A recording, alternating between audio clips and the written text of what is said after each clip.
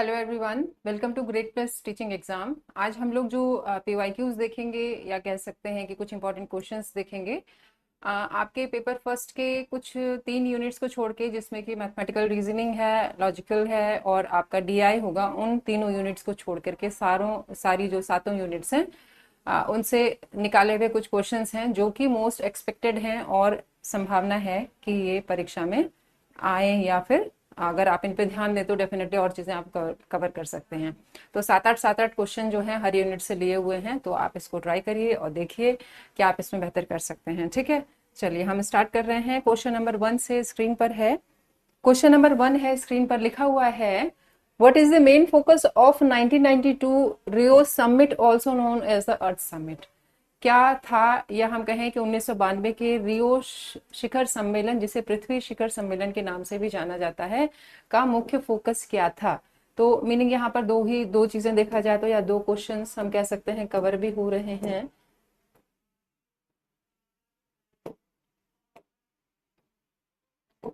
एक तो ये हो गया, क्या है ये, रियो समिट 1992 रियो समिट है, और उसके अलावा this is also known as earth summit. तो दो क्वेश्चन तो यहीं पर देखे जा रहे हैं कि इन्हें हम इस नाम से भी जानते हैं। ठीक है, very good evening. B, answer B कर दिया है। चलिए, एड्रेसिंग इश्यूज ग्लोबल वार्मिंग,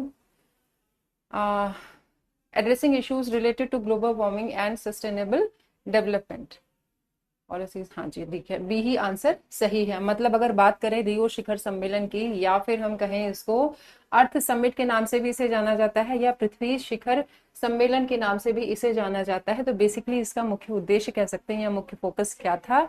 तो बेसिकली इसका मुख्य फोकस था ग्लोबल वार्मिंग और सतत विकास से संबंधित मुद्दों को संबोधित करना या इसके विषय में बताना। ठीक है, आंसर सही है आपका। चलिए आगे देखते हैं। अगला क्वेश्चन देखिए क्या है। आपकी आज की जो सेशन है 7 यूनिट को कवर करेगा, जिसमें कि मैथमेटिकल रीजनिंग हो गया, डीआई हो गया और लॉजिकल रीजनिंग, 3 को छोड़ करके सारी यूनिट्स कोशिश करेंगे हम कवर करने की। इवन अब जो भी सेशन हुआ करेंगे वो बेसिकली इन्हीं क्वेश्चन पर बेस्ड होंगे, मतलब इन्हीं यूनिट्स को कवर करते हुए होंगे। सेकंड लिखा है क्वेश्चन आपका, 2018 में इसकी सदस्यता का विस्तार करने के लिए अंतरराष्ट्रीय और गठबंधन की स्थापना पर मूल रूपरेखा समझौते में संशोधन किया गया था। तो बेसिकली ये किसकी बात कही जा रही है। प्रेरणा, हेलो, गुड इवनिंग। काना राय, गुड इवनिंग टू ऑल। चलें बताएं, क्वेश्चन देखिए। और इसमें कई क्वेश्चन ऐसे भी हैं, ये तो खैर मोस्ट एक्सपेक्टेड हम कह भी सकते हैं, कुछ क्वेश्चन ऐसे भी हैं जो कि प्रीवियस ईयर से लिए गए हैं। अब आगे से कोशिश करेंगे कि हम उसको मेंशन कर दें कि किस साल कौन सा क्वेश्चन बेसिकली पूछा गया था। ठीक है, तो सही आंसर हो जाएगा all member countries of United nation. बिल्कुल यही आंसर होगा आपका। संयुक्त राष्ट्र के सभी सदस्य देश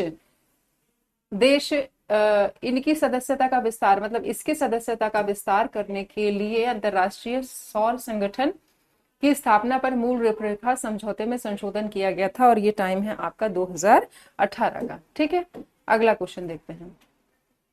तो सही आंसर हो गया आपका पहला। अगला क्वेश्चन देखिए क्या कह रहा है कि what is the approximate percentage increase in carbon dioxide concentration in the atmosphere since pre industrial time. पूछ रहा है पूर्व औद्योगिक काल से, है ना, पूर्व औद्योगिक काल की बात, इससे पहले की बात हो रही है, औद्योगिक काल से वायुमंडल में कार्बन डाइऑक्साइड सांद्रता में अनुमानित प्रतिशत वृद्धि क्या है। कितने प्रतिशत वृद्धि हुई है इसकी? 55% है, 74% है, 50% है, या 62% है? ठीक है, हाँ, ईयर मेंशन अब नेक्स्ट कल से क्लास में हम कोशिश करेंगे, ईयर मेंशन कर देंगे तो आपको एटलीस्ट पता चलेगा कि जितने भी हम पीवाई जो एमसीक्यूज अभी तक करते चले आए हैं, कभी कभी ये फील होता है कि बहुत टफ है, बहुत इजी है क्वेश्चन, तो इजी है तो ये तो क्या ही आएगा आपके यूजीसी नेट में। तो ऐसा नहीं है, बहुत सिंपल से भी कभी कभी पूछ लिए जाते हैं, कभी घुमा करके भी क्वेश्चन पूछ लिए जाते हैं। ठीक है, तो सही आंसर आपका क्या हो जाएगा? आपका हो जाएगा 62%। ठीक है, आंसर रीच एक बार देख लेते हैं, 62%। अगला देखिए क्वेश्चन नंबर है 4, विच of the following institutions gave the concept of 4 pillar of education. शिक्षा के 4 स्तंभों को लेकर के किसने बात कही थी? यूनिसेफ है, यूजीसी है, एनसीटीए और यूनेस्को। किसने? ओके चलिए, अच्छे क्वेश्चन है तो हेल्प हो अगर आपकी तो अच्छा रहेगा।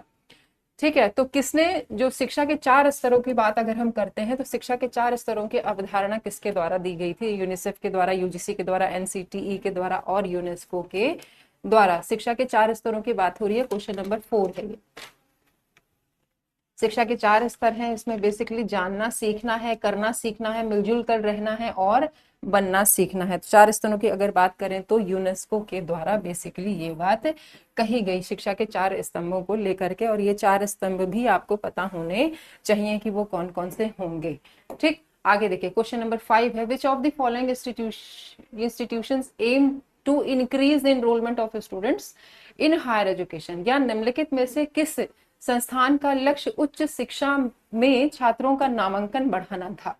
ठीक है, कौन सी ऐसी संस्था है या कौन सा ऐसा कहेंगे मिशन कह सकते हैं या आयोग कह सकते हैं जिसने उच्च शिक्षा में छात्रों के नामांकन को लेकर के या एनरोलमेंट को लेकर के बात कही थी और उसके लिए प्रयास किया कि अधिक से अधिक जो एनरोलमेंट है वो हायर एजुकेशन में हो सके। तो वो क्या किसके द्वारा था? नेशनल हायर एजुकेशन मिशन है, सर्व शिक्षा अभियान है, दोनों ही है या इनमें से कोई भी नहीं है?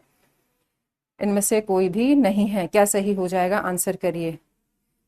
5th का ए प्रेरणा ने ऑप्शन 3 बताया है, बोथ। देखिए सर्व शिक्षा अभियान किसके लिए काम करता है बेसिकली ये आपको जानना जरूरी है, ये एसएसए के नाम से भी जाना जाता है और ये it is related to primary education. ठीक है, तो ये हायर एजुकेशन से संबंधित नहीं है। तो तीसरा तो अपने आप ही गलत हो गया, ये भी गलत हो गया। जो सही है most appropriate that is national higher education mission. तो सर्व शिक्षा अभियान का संबंध प्राइमरी एजुकेशन से है। ठीक है, मतलब हर जगह सर्व शिक्षा अभियान, हर जगह कहीं ना कहीं प्राइमरी एजुकेशन को प्रमोट करने की बात कही गई है। ठीक है, तो उसके लिए बेसिकली ये अभियान चलाया गया था, इसलिए जो है सही आंसर आपका है ए। ठीक है, आगे बात करते हैं। अगला क्वेश्चन देखिए 6 है, which of the following institutions propounds the concept of proactive university, या निम्नलिखित में से कौन सा संस्थान है या बॉडी है जिसने प्रोएक्टिव यूनिवर्सिटी की अवधारणा का प्रतिपादन किया था? प्रोएक्टिव यूनिवर्सिटी की बात हो रही है, यूएनडीपी ने किया था, यूनेस्को ने किया था, एआईसीटीई ने किया था या यूजीसी ने किया था?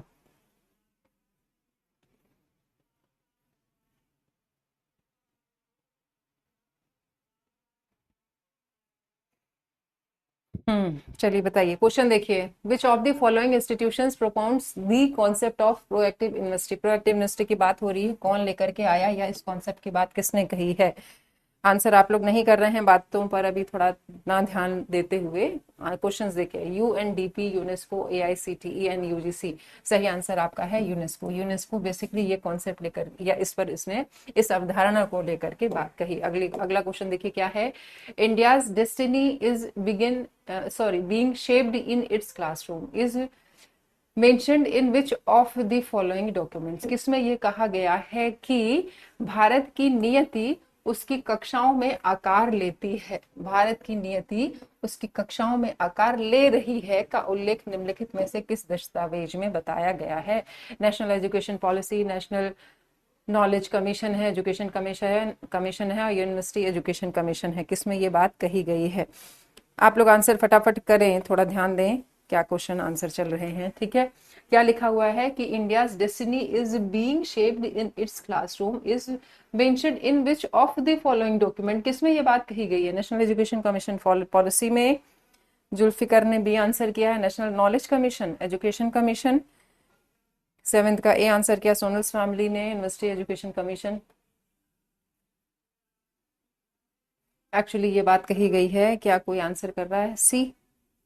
सी आंसर किसी ने नहीं किया, तो आंसर आपका सी सही है, एजुकेशन कमीशन। ठीक है, तो एजुकेशन कमीशन में ये बात कही गई है कि भारत की नियति उसकी कक्षाओं में आकार ले रही है। मतलब ये कि कक्षाओं का जो कह सकते हैं कक्षाओं के अंदर रिस्पॉन्सिबिलिटी है, कहीं ना कहीं उसके अंदर जो बच्चे बैठे हुए हैं या टीचर जो पढ़ा रहा है बेसिकली वो एक शेप दे रहा है बच्चों को। तो कुछ इस तरीके से कनेक्ट कर सकते हैं आप इसको और एजुकेशन कमीशन से जोड़ सकते हैं। ठीक है, आगे देखिए अगला क्या है, which of the following statements can be called an integrated approach. क्या होती है इंटीग्रेटेड अप्रोच या एकीकृत दृष्टिकोण की अगर हम बात करते हैं तो निम्नलिखित में से किस कथन को एकीकृत दृष्टिकोण कहा जा सकता है। एजुकेशन बाय एजुकेशनल इंस्टीट्यूशन है, लिंकिंग एजुकेशन टू लाइफ है, ट्रेडिशनल एजुकेशन है, या ये सभी सही हो जाएगा। तो क्या सही हो जाएगा, क्वेश्चन पूछ रहा है which of the following statement can be called an integrated approach, एकीकृत, एक करना, मिला करके चलना, सबको एक करना, एकजुट करना। तो क्या आंसर सही हो जाएगा। क्वेश्चन नंबर है आपका 8 और आंसर आपने किया है ऑल ऑफ अबव।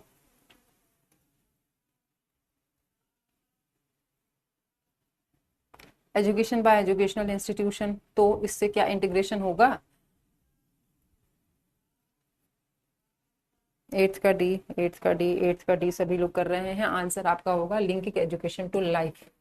ठीक है, शिक्षा को जीवन से जोड़ना, तब हम कहेंगे एक दृष्टिकोण है, मतलब सबके लिए लाइफ की अगर बात करें तो जीवन का जो एक तरीका या पैटर्न है सबके लिए ही है बेसिकली, तो उसको शिक्षा को कहीं ना कहीं लाइफ से जोड़ करके बताना, पढ़ाना या चलाना। ठीक है, आगे डी इज करेक्ट।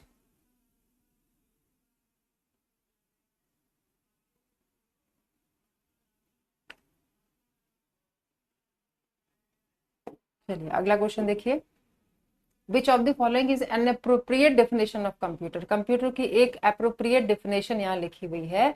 चार यहाँ पर ऑप्शन दिए हुए हैं आपको, स्टेटमेंट कह सकते हैं या डेफिनेशन है कंप्यूटर की, कौन सी सबसे उचित डेफिनेशन है जो कि कंप्यूटर के बारे में बताती है। ठीक, तो विच of the following is an appropriate definition of computer, computer की डेफिनेशन को बताना है, नीचे लिखा हुआ है।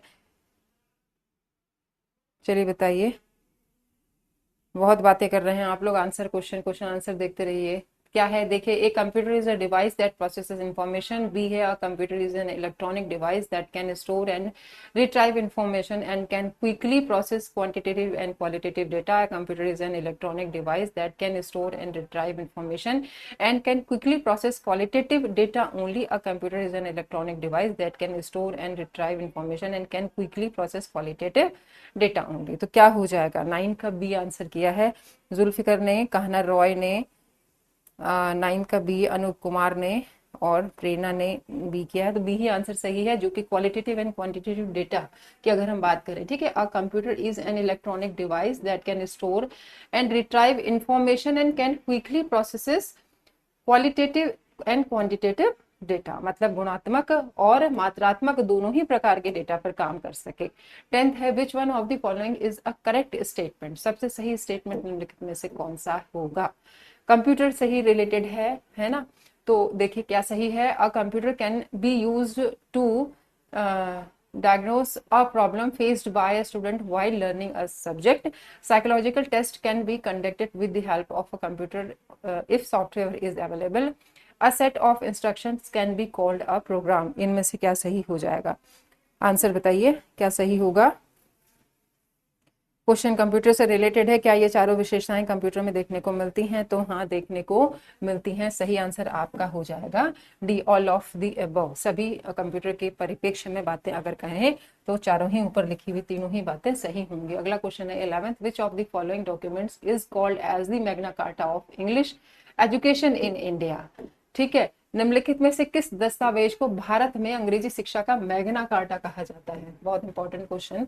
ठीक है, which of the following documents is called as the Magna Carta of English education in India. ठीक है, चार्ल्स वुड डिस्पैच हो गया, मैकियावेली मिनट हो गया, माउंट एल्फिनस्टोन मिनट हो गया, या वर्दा सिस्टम हो गया। क्या हो गया, very good evening Sanjana, answer करिए, फटाफट आंसर आया है।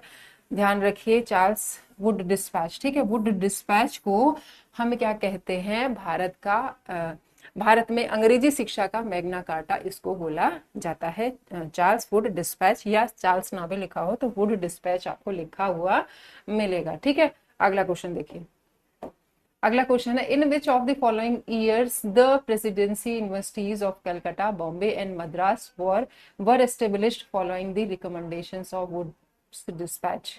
ठीक है, वो ईयर बताना है जब जो ये आपका कौन कौन सी यूनिवर्सिटीज हो गई, निम्नलिखित में से किस वर्ष में वुड डिस्पैच की सिफारिशों के बाद कलकत्ता, बॉम्बे, मद्रास के प्रेसिडेंसी विश्वविद्यालयों की स्थापना की गई थी, वो ईयर बताना है। 1854 है, 1858 है, 1857 एंड 1861। हाँ जी 18, कौन सा आंसर आपने बताया? सोनल्स फैमिली 1857। और क्वेश्चन नंबर है आपका 12th। प्रेरणा ने भी 1857 बताया है, 12th का सी बताया है। 1857 ही होगा, बिल्कुल ध्यान से पढ़ लीजिए, बहुत बार ये प्रश्न पूछा जा चुका है, पूछा भी जाता है। ठीक है, अगला क्वेश्चन देखिए, in which of the following years was the university of Allahabad established? कब इलाहाबाद यूनिवर्सिटी की स्थापना की गई थी? 1887, 1905, 1901 या 1911 में? निम्नलिखित में से किस वर्ष में इलाहाबाद यूनिवर्सिटी की स्थापना की गई थी? 1887, 1905, 1901 एंड 1911। क्वेश्चन नंबर हम बात कर रहे हैं 13 की। इलाहाबाद यूनिवर्सिटी की स्थापना की बात हो रही है, इलाहाबाद यूनिवर्सिटी की बात हो रही है। आंसर किया है आपने जुल्फिकर ने 13 का ए, 1901, 13 का ए, 87। ठीक है, 87 जिसका भी आंसर है वो सही होगा। तो 1887 में इलाहाबाद यूनिवर्सिटी की स्थापना हुई थी। ठीक, अगला क्वेश्चन देखिए। अगला क्वेश्चन है, ये दो स्टेटमेंट दिए हुए हैं, गलत सही आपको बताने हैं। ठीक है, तो क्या दिया हुआ है दो स्टेटमेंट्स में? ये आपका है कम्युनिकेशन जो आपकी यूनिट है उससे रिलेटेड है, उससे लिया हुआ है। Statement 1 and statement 2। स्टेटमेंट 1 क्या कह रहा है? Small group communication satisfies relationship needs. Statement 2 कह रहा है however small group communication does not satisfy task related needs. दोनों स्टेटमेंट हैं, क्या ये सही हैं? बताइए। लघु समूह संप्रेषण, लघु समूह से का मतलब ये जो स्मॉल ग्रुप होता है, 3 या थोड़ा इससे ज्यादा व्यक्तियों का एक समूह, या आपस में बातचीत करते हैं। लघु समूह संप्रेषण संबंध की आवश्यकताओं की पूर्ति करता है। दूसरा कथन है फिर भी लघु समूह संप्रेषण कार्य से संबंधित आवश्यकताओं की पूर्ति नहीं करता है। ठीक है, क्या आंसर हो जाएगा इसमें? 14 का आपने आंसर किया है, option third statement first is true but statement second is false. ठीक है, हाँ जी सही है। ठीक है, सी वाला सही होगा। पहला जो स्टेटमेंट वो सही है और दूसरा स्टेटमेंट जो है वो गलत है। ठीक है, ध्यान से देखिए क्या लिखा हुआ है। दो स्टेटमेंट है जिसमें कि पहला स्टेटमेंट सही है और दूसरा स्टेटमेंट गलत हो जाएगा। अगला क्वेश्चन देखिए, क्या है an effective audience in classroom? Classroom में एक इफेक्टिव ऑडियंस की बात हो रही है, या कक्षा में एक प्रभावी श्रोता कब कहेंगे, या वो क्या चाह रहा होता है? Resist distraction, seeks diversion, prefers to filter the message, assesses the message delivery style। एक जो इफेक्टिव ऑडियंस होती है कहीं पर या क्लासरूम की अगर बात करें तो वो बेसिकली क्या चाहती है? एक इफेक्टिव ऑडियंस क्या चाह रही होती है? क्वेश्चन नंबर 15 की बात कर रहे हैं हम। जुल्फिकर ने आंसर किया है ए, प्रेरणा ने आंसर किया है 1। उसके अलावा फटाफट आंसर करिए। आंसर ए ही होगा। ठीक है, मतलब ध्यान भंग होने का प्रतिरोध करती है, मतलब कोशिश करती है कि उसका जो ध्यान है वो ना हटे या डाइवर्ट ना हो। ठीक है, तो श्रोता यही चाहेगा ना कि उसका डिस्ट्रैक्शन ना हो, जो भी चीजें सुन रहा है वो ध्यानपूर्वक सुन सके। तो इसलिए इसका जो पहला ऑप्शन है वो सही हो जाएगा। ठीक है, चलिए अगला देखते हैं। अगला क्वेश्चन क्या है कि which of the following are the functions of media that relate to its audience? ठीक, निम्नलिखित में से मीडिया के कौन से कार्य हैं जो उसके श्रोता दर्शक वर्ग से संबंधित हैं? तो हमें बेसिकली यहाँ पर मीडिया की बात हो रही है और उन श्रोता को लेकर के बात समझनी है कि उनसे रिलेटेड कौन सी बातें इसमें सबसे सही या उचित लिखी हुई हैं। ठीक है, passively seeking media products, omnivorous acceptance of media contents, compensation through identification है, वेरियस विश फुलफिलमेंट हो गया, sources of suggestions for suitable role. क्या आंसर हो जाएगा? आप ध्यान इधर उधर भटकाएंगे तो आंसर बड़ी देर से आएंगे। अब होगा ये कि फिर मैं केवल आपको क्वेश्चन आंसर अपने हिसाब से करा के छोड़ दूंगी। तो ध्यान आप क्वेश्चंस पे दें और फिर उसके आंसर करें। क्वेश्चन क्या कह रहा है? निम्नलिखित में से मीडिया के कौन से कार्य हैं जो उसके श्रोता दर्शक वर्ग से संबंधित हैं? पहला, मीडिया उत्पादों के लिए निष्क्रिय रूप से लालायित होना, मीडिया विषय वस्तु की सर्वाहारी ग्राह्यता, पहचान के माध्यम से क्षतिपूर्ति करना, प्रतिस्थानिक इच्छा पूर्ति करना, उपयुक्त भूमिका के लिए सुझाव के स्रोत देना। तो सही आंसर आपका आपने बताया 16 का सी, पहला दूसरा पांचवा, पहला दूसरा पांचवा। उसके अलावा क्या? डी ऑप्शन अगर किसी का है तो सही होगा, ठीक है। डी देख लीजिए क्या है आपका, डी ऑप्शन है 3, 4 और 5, ठीक। थर्ड, फोर्थ एंड फिफ्थ, तीसरा, चौथा, पांचवा जो ऑप्शन है वो सही होंगे। कंपनसेशन थ्रू आइडेंटिफिकेशन है, वेरियस विश फुलफिलमेंट है, sources of suggestions for suitable role है, मतलब ये तीनों बातें जो है इसके रिगार्डिंग सही हो जाएंगी। देखिएगा, समझिएगा, आगे बढ़े। अगला क्वेश्चन देखिए क्या है, your teacher has instructed you to install additional RAM in computer, ठीक है। Identify the correct sequence of the following step that you should follow to install the RAM safely. मतलब आपके शिक्षक ने आपको किसी कंप्यूटर में अतिरिक्त रैम को संस्थापित करने का अनुदेश दिया है। निम्नलिखित के सही क्रम की पहचान कीजिए जिसका आपके द्वारा रैम को सुरक्षित रूप से संस्थापित करने के लिए, मतलब आपको क्या करना है, रैम इंस्टॉल करना है, आपको उसका स्टेप बताना है या सीक्वेंस बताना है, बेसिकली जो नीचे लिखा हुआ है। Install the RAM, disconnect the computer from the power supply, wear a counter static band on the wrist. क्या सही हो जाएगा बताइए। सी आंसर क्या है, 2, फर्स्ट एंड 3। 2, फिर से देखिए, ठीक से पढ़िए क्या लिखा हुआ है। इंस्टॉल करने की बात हो रही है रैम को, आप किन स्टेप्स को फॉलो करेंगे। 17 का सी, जुल्फिकार, सी क्या है, दूसरा, पहला, तीसरा, दूसरा, पहला, तीसरा। इंस्टॉल द रैम, इंस्टॉल करना सबसे लास्ट का ऑप्शन होता है मेरे ख्याल में, कुछ भी हम जब भी इंस्टॉल कर रहे होते हैं कोई भी चीज, ठीक है, उससे पहले सारी तैयारी होती है। तो सबसे पहले जो सही हो जाएगा बेसिकली वो हो जाएगा आपका second, third and first. Second, third and first देख लेते हैं आंसर भी, second, third and first, second, third and first, ठीक है। सेकंड हो गया, थर्ड हो गया, फर्स्ट हो गया, तो डी ऑप्शन देखिए सही होगा। सेकंड, थर्ड एंड फर्स्ट की बात हो रही है। सेकंड है disconnect the computer from the power supply, ठीक है। उसके बाद है wear a counter static band on the wrist, ठीक, दूसरा। और तीसरा हो जाएगा लास्ट में इंस्टॉल द रैम, ठीक। तो इस तरह से आपका डी जो ऑप्शन है वो सही होगा, डी लास्ट वाला ऑप्शन देखिए, ठीक है। आगे बढ़ते हैं, अगला क्वेश्चन देखिए क्या लिखा है, the E content generated under the EPG पाठशाला project for non-technical postgraduate course has been put on the web by which of the following। क्या कह रहा है यहाँ पर, बात हो रही है गैर तकनीकी स्नातकोत्तर पाठ्यक्रमों के लिए, गैर तकनीकी स्नातकोत्तर पाठ्यक्रमों के लिए ईपीजी पाठशाला, ठीक है, परियोजना के अंतर्गत सृजित ई कंटेंट को निम्नलिखित में से किसके द्वारा वेब पर डाला जाता है, किसके द्वारा डाला है, नेटल के द्वारा, इनफ्लिपनेट के द्वारा, स्वयं के द्वारा या इग्नो के द्वारा। आंसर किया है आपने 18 का बी, जुल्फिकर ने। ओके, 18 का बी, 18 का बी, 18 का, यहाँ क्वेश्चन चल रहा है 18, 19 में कहाँ पहुंच गए, मीनाक्षी ठाकुर, हाँ जी, प्रेरणा, इनफ्लिपनेट होगा सही आंसर आपका है, इनफ्लिपनेट, ठीक है। आगे बढ़ते हैं, अगला क्वेश्चन देखिए, according to Tyler model which of the following are the main components of curriculum. Curriculum के मेन कंपोनेंट्स निम्नलिखित में से कौन से होंगे। टेलर मॉडल की अगर बात करें तो इन्होंने करिकुलम का मॉडल दिया था, तो बेसिकली इन्होंने उसमें किन कंपोनेंट्स को करिकुलम में रखने की बात कही है कि पाठ्यक्रम में किन किन कंपोनेंट्स या घटकों को रखे जाने की आवश्यकता है। तो ये ऑप्शन आपके पास लिखे हुए हैं, पढ़िए लाइन से। ऑब्जेक्टिव होने चाहिए, सब्जेक्ट मैटर है, टीचिंग असेसमेंट है, objective educational experience, effective organisation of experience, verification of goal, objective of education, organisation of course material है, टेस्टिंग है, फीडबैक है, सब्जेक्ट मटेरियल है, टीचिंग लर्निंग टेस्टिंग है। क्या है आंसर सही हो जाएगा इसमें। प्रेरणा ने किया है सेकंड है, संजना ने बी किया है, 19 का बी किया है, जुल्फिकर ने, एंड 19 का सी नहीं होगा, अगेन 2, 19 का बी, बी ही सही है, ठीक है। पहले ऑब्जेक्टिव आएंगे, then educational experience, then effective organisation of experience, verification of goal, ठीक है। तो इस तरीके से ये बेसिकली आपके पाठ्यक्रम में होना चाहिए। अगला देखिए क्या कह रहा है, experienced teacher do not need to prepare a detailed plan on a topic because अनुभवी शिक्षकों को किसी विषय पर विस्तृत योजना बनाने की आवश्यकता नहीं होती है। क्यों?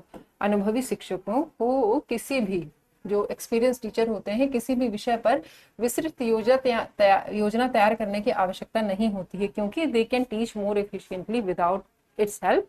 There are only a few inquisitive students in a class, teachers are less likely to face such challenges from a student as they gain experience through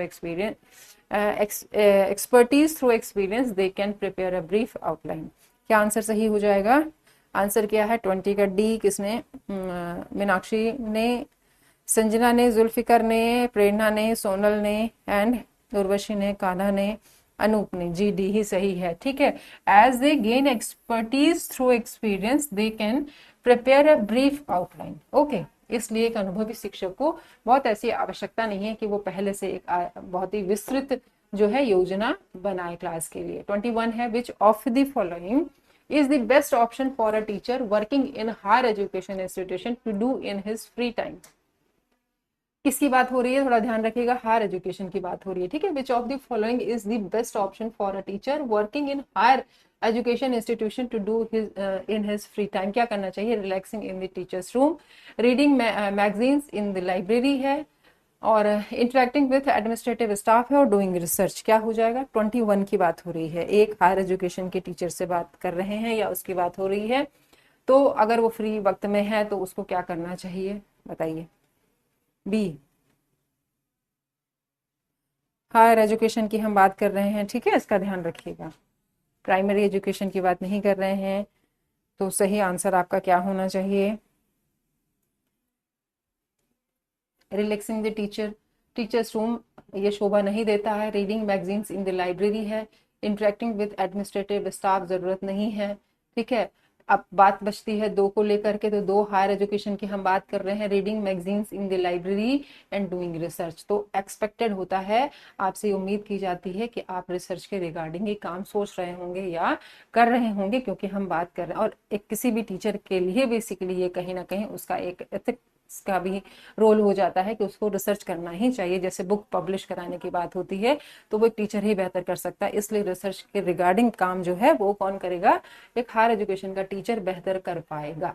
क्योंकि हायर एजुकेशन की अगर हम क्वालिफिकेशन में जाए तो टीचर के लिए तो बेसिकली नेट एंड पीएचडी इसीलिए रखा जाता है क्योंकि उस पर वो काम कर सके। 22 देखिए, a teacher can establish closeness with students bye adopting width of the following type of working style.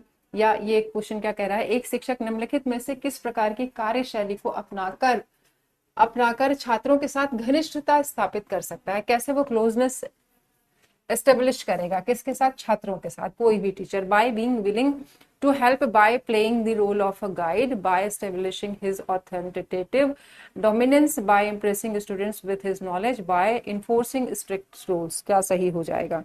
Question number हम बात कर रहे हैं यहाँ पर 22 की। क्वेश्चन नंबर बात हो रही है 22 की। 22 में देखिए क्या हो जाएगा? 22 का ए आंसर किया है, 22 का सी आंसर किया। सी है by impressing student with his knowledge. फिर से देखिए टीचर का काम क्या होता है। ऐसा लगता है कि बड़ा सरल सा है, लेकिन हम आंसर गलत कर देते हैं, है ना? तो ये ध्यान रखना है। तो सबसे पहले जब भी बात ऐसे टीचर्स को लेकर के पूछ ली जाए तो आप उसके इथिक्स पे जाइए कि उसका एक तरह से नैतिक कर्तव्य क्या बनता है, उसका प्रोफेशन क्या है, उसका कार्य क्या है, तब जाकर के उसके इथिक्स के अंतर्गत क्या क्या आता है। ठीक है, तो वो डायरेक्टली कनेक्टेड किससे है? बच्चों से कनेक्टेड है। तो सही आंसर क्या हो जाएगा? By being willing to help, by playing with the role of a guide. उसका काम क्या है? मार्गदर्शन करना है बच्चों का, इसलिए पहला वाला आंसर सही हो जाएगा। बच्चों को इम्प्रेस तो वो करेगा ही, मतलब उसको इम्प्रेस नहीं करना, उसको तो अपना काम करना है। ठीक है, तो वो अपना काम कर रहा है, तो अगर उसका जो काम है वो सही है तो डेफिनेटली बच्चे बिना कहीं इम्प्रेस होंगे, आपके बिना किसी ज्यादा काम किए हुए। 23 है, identify the major source of methane emission. मतलब मीथेन उत्सर्जन के प्रमुख स्रोतों को पहचानना है। मीथेन के उत्सर्जन की बात हो रही है, ये आपका पीपल डेवलपमेंट एंड एनवायरनमेंट से लिए हुए कुछ क्वेश्चंस होंगे अब। ठीक है, तो मीथेन के उत्सर्जन की अगर बात करें तो कहाँ से ज्यादा, मतलब इनमें से कौन स्रोत है जो कि स्रोत हैं बताइए? लैंडफिल्स है, माउंटेन रिवर्स है, पैडी फील्ड्स हो गए और वेटलैंड्स हो गए। क्या हो गया? क्वेश्चन नंबर है 23, मीथेन की बात हो रही है, मीथेन के उत्सर्जन को लेकर के कि कहाँ ज्यादा मीथेन हमें देखने को मिलता है या पाया जाएगा। तो सही आंसर क्या हो जाएगा? पहला तीसरा चौथा, पहला तीसरा चौथा, पहला तीसरा चौथा, ऑप्शन डी, ए सी डी। तो फिलहाल जो आंसर है वो है आपका पहला, तीसरा, चौथा ही होगा। ठीक है, तो माउंटेन रिवर में हमें ये देखने को नहीं मिलेगा। बेसिकली जैसे कृषि जहाँ होती है, लैंड एरियाज में हमको ये मीथेन की अगर हम बात करें, उसके उत्सर्जन की बात करें, तो वहां ज्यादा उस एरिया में हमें देखने को मिलता है। 24 देखिए क्या कह रहा है question. According to the Red List, ठीक, what is the approximate percentage of endangered mammals in the world, मतलब लाल सूची के अनुसार विश्व में संकटग्रस्त स्तनधारियों का प्रतिशत लगभग कितना है। ठीक है, ये रेड लिस्ट की जो बात हो रही है, बेसिकली ये रेड लिस्ट है क्या, थोड़ा इसको जानना भी जरूरी है। रेड लिस्ट बेसिकली अगर हम बात करें वनस्पतियों या जानवरों की, थी उनकी जो स्पीसीज होती हैं उससे संबंधित है। और उनका क्या एक तरीके से कितनी है, कहाँ संकटग्रस्त हैं, कितनी कमी हो रही है, या कौन सी स्पीसीज अब खत्म होने की कगार पर है, उनको लेकर के एक लिस्ट जो है, या लिस्ट जो है कह सकते हैं तैयार करती है, जिसको कि हम रेड लिस्ट के नाम से जानते हैं। तो यहाँ पर बात हो रही है कि लाल सूची के अनुसार विश्व में संकटग्रस्त स्तनधारियों का प्रतिशत लगभग कितना है। तो ये प्रतिशत है, कान्हा रॉय ने सही बताया है, 25%। ठीक, चलिए देख लेते हैं आंसर भी, 25% ही सही है। अगला क्वेश्चन है 25 है। 25 क्वेश्चन है, what is the necessary chronological order of the following agreement, convention and convention, मतलब यहाँ पर ये निम्नलिखित में से आपको क्रोनोलॉजिकल ऑर्डर में इसको अरेंज करना है, बताना है कि मतलब कब कब आया, तभी आप क्रोनोलॉजी इसकी समझ पाएंगे। पहला है आपका पेरिस एग्रीमेंट है, दूसरा है मॉन्ट्रियल प्रोटोकॉल है, तीसरा है क्योटो प्रोटोकॉल है, और चौथा है रियो सम्मेलन या रियो कॉन्फ्रेंस। तो 25 की बात कर रहे हैं हम, 25 का आंसर कर रहे हैं आप लोग। 25 का BDCA, BDC ही है, BDCA ही होगा। ठीक है, देख लेते हैं एक बार, BDCA ही है। देखिए बी आपका है मॉन्ट्रियल प्रोटोकॉल 1987 में आया है, डी है आपका रियो सम्मेलन 1992 में आया है, सी है क्योटो प्रोटोकॉल है 1997 में आया, और पेरिस जो समझौता है वो है 2015 में आया। तो क्रोनोलॉजी अगर इसकी देखते हैं तो इस हिसाब से सही आंसर आपका हो जाएगा BDCA। तो जो आपका बी ऑप्शन ये होगा, मतलब इसका सीक्वेंस देख लीजिएगा, बी आंसर आपका सही हो जाएगा। ठीक है, ये है BDCA। आगे देखिए, अगला क्वेश्चन देखिए क्या है।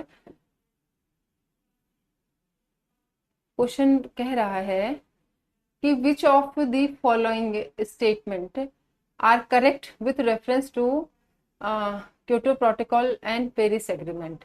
क्योटो प्रोटोकॉल के अगर अब पीछे जो आया था अभी, और पेरिस एग्रीमेंट के बारे में बात कही गई है, तो निम्नलिखित में से कौन सी बातें इनके रिगार्डिंग सही हैं। The target of the Kyoto protocol were legal bindings only for developed countries, while the Paris Agreement allows all countries to set their own non-negotiable targets. And B है, there were penalties for non-compliance with quota. The Paris Agreement does not impose penalties. Quota was legal binding with only limited negotiators. The Paris Agreement is a globally adopted unopposed agreement, या ये सारी ही बातें इसके अंतर्गत सही हो जाएंगी। प्रेरणा ने आंसर किया है 4 है, 26 का डी किया है, अनूप ने 26 का डी किया है, जुल्फिकर ने क्यों हटा दिया 26 का डी किया है, जुल्फिकर ऑप्शन ए, जुल्फिकर ने पहले आप सही थे। ठीक है, तो डी आंसर है, ये सही हो जाएगा। ठीक है, तो सारी ही बातें बेसिकली इन दोनों के अंतर्गत आएंगी, पढ़ लीजिएगा दोनों को अपने अपने स्तरों से। ठीक है, तो इस तरह से जो आंसर आपका डी है, ऑल ऑफ दी अबव सही हो जाएगा। अगला क्वेश्चन देखिए, as per its commitments at the COP26 held in Glasgow in 2021, by which year does India hope to achieve net zero. वो कौन सा वर्ष है, या 2021 में ग्लासगो में आयोजित COP26 में अपनी प्रतिबद्धताओं के अनुसार भारत किस वर्ष तक शुद्ध शून्य हासिल करने की उम्मीद करता है। तो ये क्वेश्चन है आपका 27, 2030 तक, 2070, 2050, 2100 तक, कब तक ये एक्सपेक्टेड है कि ऐसा होगा।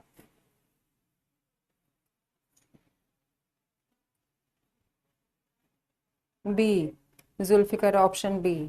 वेरी गुड, 2070 तक ही है, ठीक है। चलिए आगे बढ़े, अगला क्वेश्चन देखिए।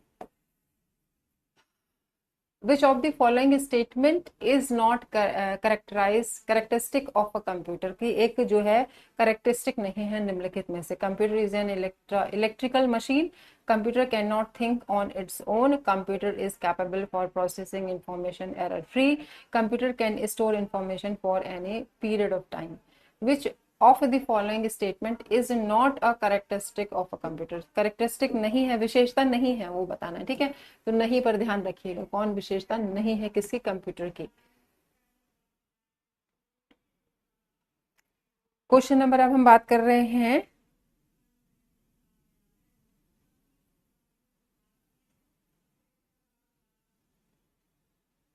हाँ जी प्रेरणा, संजना ने ए आंसर किया है। Computer is a device, very good, हाँ जी, तो इट्स अ डिवाइस, ठीक। तो जो सही नहीं है वो आपका ए हो जाएगा। कंप्यूटर के रिगार्डिंग ये तीनों ही नीचे की बातें सही हैं, जो बात सही नहीं है वो ए ऑप्शन में लिखी हुई है। ओके, आगे बात करते हैं। क्वेश्चन नंबर 29 देखिए। Which of the following statement is not correct? कौन सही नहीं है? Computer is capable for processing only digital signals. Computer is capable for analysing both quantitative and qualitative data. Appropriate software is required for processing data. Computer is capable for processing digital as well as analog signals. Which of the following statement is not correct? फिर देखिए, not correct की बात हो रही है, क्या computer के regarding बात सही नहीं है? नॉट करेक्ट, नॉट करेक्ट वो बताना है।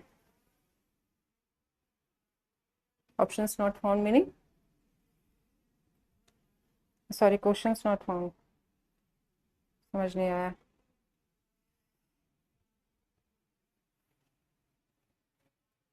चलिए क्वेश्चन नंबर 29 देखिए। क्वेश्चन है कि which of the following statement is not correct? जो सही नहीं है वो बताना है यहाँ पर। कौन सा कौन सा ऑप्शन सही नहीं है? हालांकि हम बात यहाँ आईसीटी को लेकर ही कर रहे हैं, तो कंप्यूटर से एक क्वेश्चन आया है। स्क्रीन क्वेश्चन नहीं आया मैम? क्या मतलब, स्क्रीन पे क्वेश्चन नहीं दिख रहा है आपको? क्या है, मैं समझ नहीं पा रही हूँ।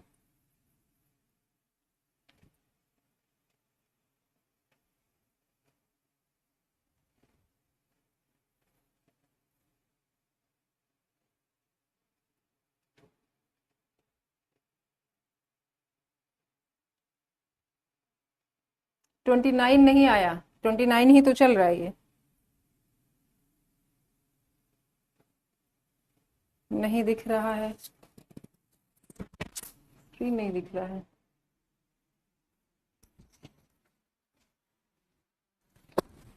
अच्छा वेट करें।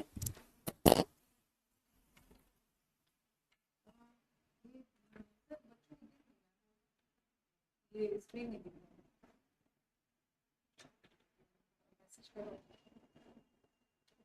नेटवर्क इशू है।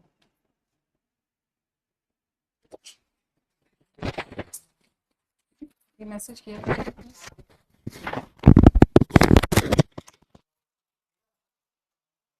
29 नहीं दिख रहा है। चलिए देखते हैं, वैसे यहाँ से कोई ऐसा इशू तो नहीं है, ठीक है। चलिए खैर, 29 क्वेश्चन मैं बोल दे रही हूँ, आगे हम 30 पे देखते हैं क्या दिख रहा है क्या नहीं दिख रहा है। Which of the following statement is not correct? कौन सा सही नहीं है? तो computer is capable for processing digital as well as analog signals, ठीक है। तो सही आंसर जो हो जाएगा आपका ये हो जाएगा, computer is capable of processing digital.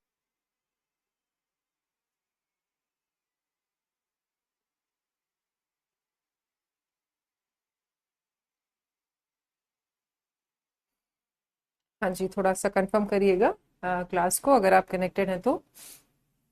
Question number 28 पर हम हैं। थोड़ा सा टेक्निकल फॉल्ट, थोड़ा सर्वर इशू वगैरह सब था, थोड़ा इस वजह से कंटिन्यू नहीं हो पाया। देखिए नेक्स्ट क्वेश्चन है आपका 28।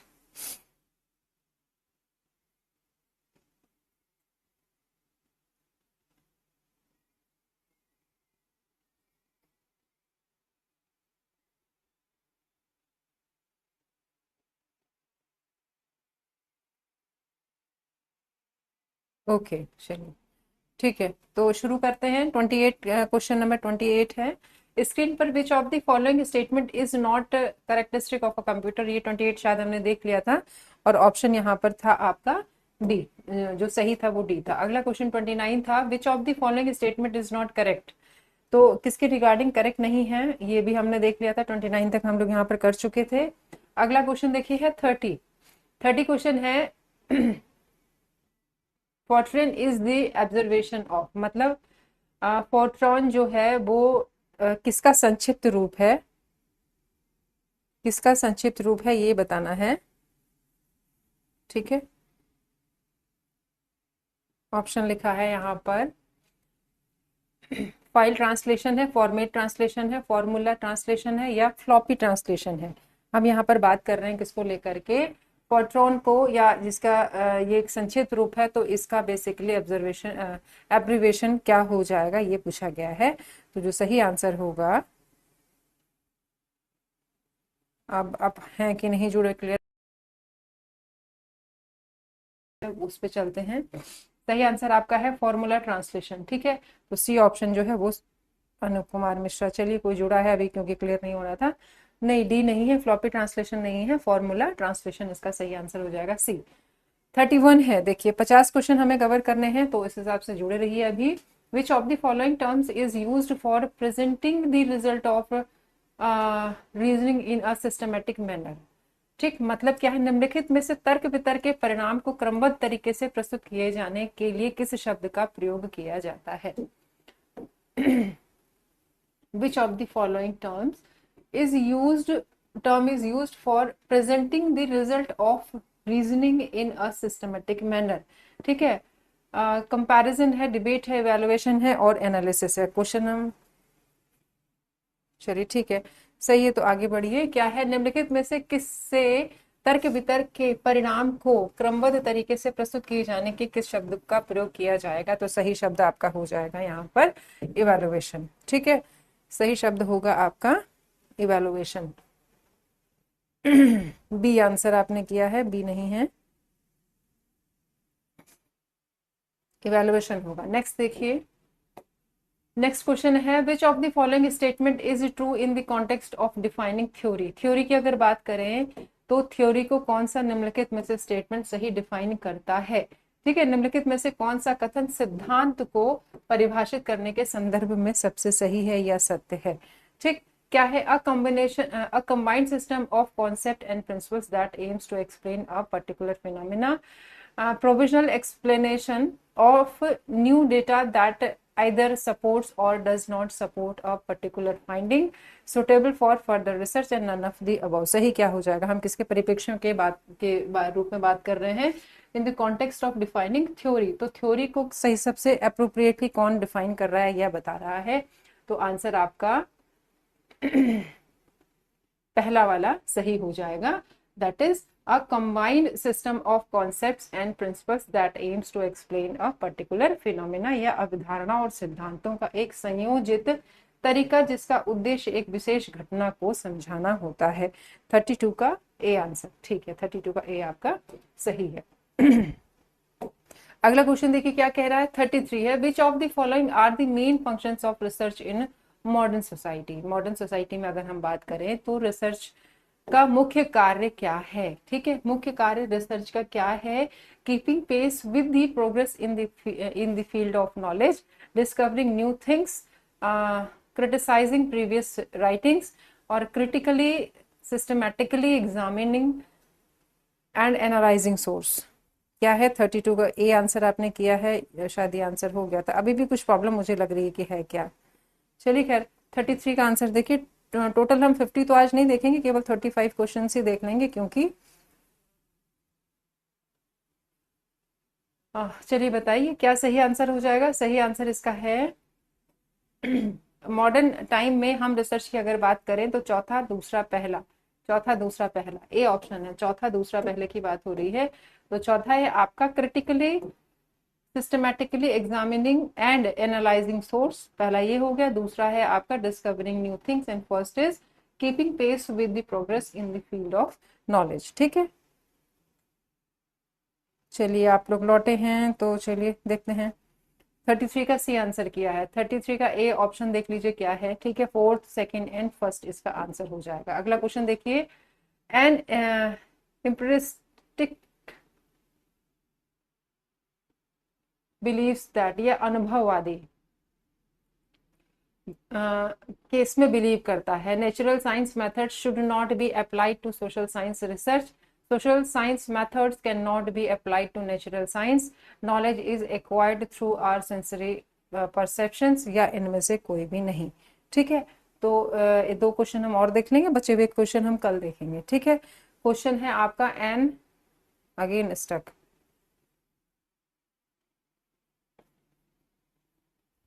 34 का सी, 34 का सी, हाँ जी सी ही सही है। ठीक है, चलिए सी ऑप्शन देख लीजिए, सही है। एक लास्ट क्वेश्चन हम और देख लेते हैं 35 तक, बचे हुए क्वेश्चंस कल देख लेंगे। The depth on any research can be जज बाय, ठीक है, depth of any research can be जज by the title of research, by the objective of the research, by the total expenditure इन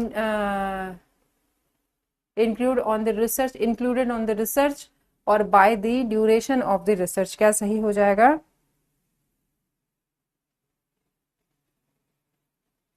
बाकी की यूनिट्स कौन सी बेटा? प्रियंका अवस्थी।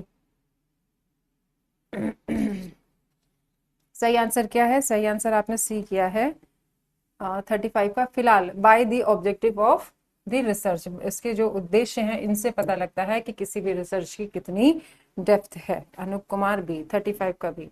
चलिए ओवरऑल ये इतने क्वेश्चंस हम देख पाए, थोड़ा सा टेक्निकल इशू की वजह से भी थोड़ा डिस्टर्बेंस हो गया, कोई बात नहीं। कल जो एक्चुअली 50 क्वेश्चंस की सीरीज थी पूरी, लेकिन वो किसी इशू की वजह से नहीं हो पाई। जो क्वेश्चन बचे हैं उनको हम कल कंटिन्यू करेंगे ताकि आप भी हमसे जुड़े रहें, और इन्हीं क्वेश्चंस को, इन 7 यूनिट को हम बेसिकली सारे क्वेश्चंस को मिला करके जो सेशन होंगे अब चलेंगे। ठीक है, तो अटेंटिव रहिए क्लास के लिए, and thank you so much. कल मुलाकात होती है। Good night.